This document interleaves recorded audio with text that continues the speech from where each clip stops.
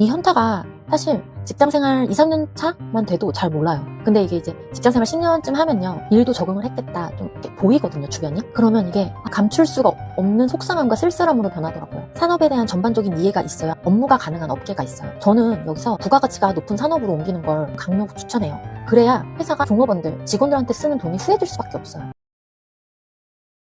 안녕하세요. 오늘 두 번째 영상에서는 취업시장에서는 안 알려주는 현실과 제가 회사 생활하면서 피부로 느꼈던 속상한 내용들에 대해서 얘기를 해볼게요. 첫 번째는 직무예요.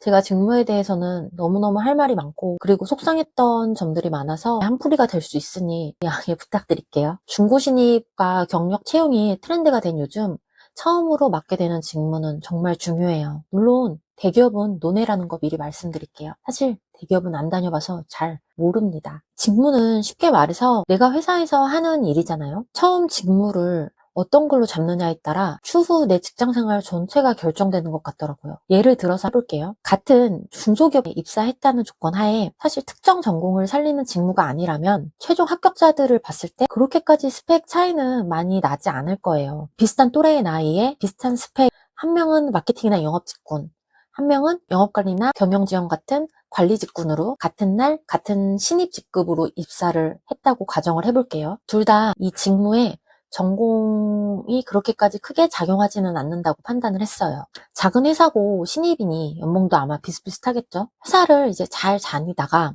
일을 어느 정도 배웠어요. 그러다가 나중에 한 2, 3년 정도 다니기 시작하면 이직을 알아보는 타이밍이 와요. 여기서부터 속상해지는 차이가 슬슬 벌어지기 시작합니다. 마케팅이나 영업 같은 일은 돈을 벌어오는 직업이기 때문에 이직이 그나마 좀 수월하고 티오도 많아요. 그리고 급여를 올리기가 훨씬 유리해요. 반면 경영관리나 영업관리 같은 이 관리 직군들은 아무래도 돈을 벌어오는 업무가 아니기에 이직을 해서 몸값을 올리는데 한계가 있더라고요. 심지어 제가 다녔던 어떤 회사는 관리직과 그 영업 마케팅 그리고 연구 직무에 따라서 직무별 연봉 테이블 자체가 아예 다르게 운영이 되더라고요. 그래서 제가 당시에 이거 왜 테이블 자체가 다르냐고 인사팀에 물어봤었거든요. 그랬더니 대표님 생각이 관리직은 언제든 대체가 가능하다고 생각하신다고 하더라고요. 같은 회사에서 같은 시간으로 돈 버는 입장에서 이게 현타가 오는 순간이 반드시 옵니다. 친하게 지내던 동료가 있었어요. 그 동료랑 막 속마음도 얘기하고 친하게 지냈는데 이제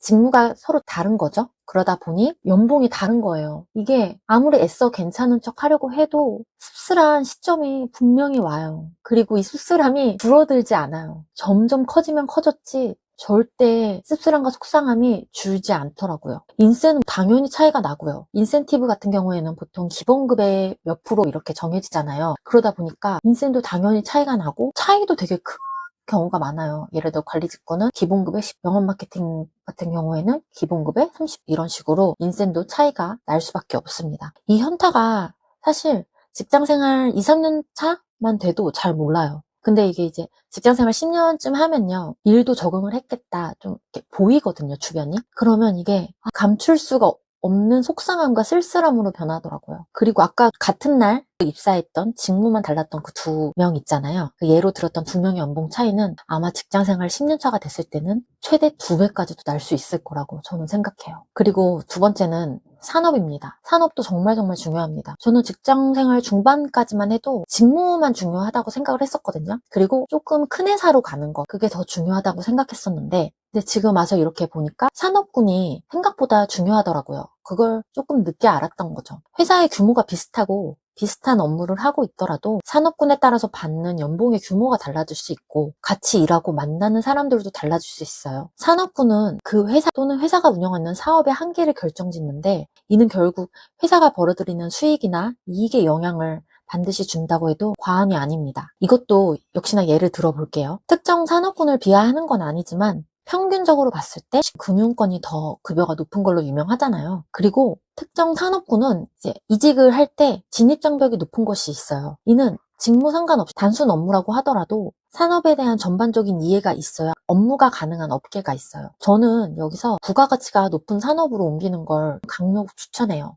그래야 회사가 종업원들, 직원들한테 쓰는 돈이 후해질 수밖에 없어요. 저 역시 초반에는 컨슈머 브랜드로 이제 사업을 운영하는 회사에서 근무를 하다가 30대 초반에 산업군 전환을 위해서 이직을 했던 경험이 있거든요. 이미 직무를 바꾸기에는 글렀다고 판단이 될 때 산업이라도 최대한 옮겨서 지원해 보도록 하세요. 이 부분은 제가 이직 면접 당시 퇴사랑 이직 사유에 대해서 질문을 받았을 때 면접관들도 충분히 납득을 하더라고요. 저 개인적으로는 회사 규모보다 내가 일하는 회사가 어떤 산업에 속해 있느냐가 더 중요한 것 같아요. 사실 위에서 말했던 직무와 산업군 모두 나중에 내 몸값을 얼마나 올릴 수 있느냐 결정하는 기준이에요. 직장 생활을 어느 정도 했을 때 연봉이 계속 제자리이면 그것도 생각보다 스트레스를 많이 받더라고요. 뭐 일하는 보람, 그리고 뭐 같이 일하는 사람 좋으면 너무 좋죠. 보람 있으면 너무 좋고. 근데 저희가 회사에 봉사하러 가는 거 아니잖아요. 하루 중에 4시간을 가장 많이 쓰는 곳이 이 직장인 만큼 보상이 제가 생각했던 것보다 너무 중요하더라고요.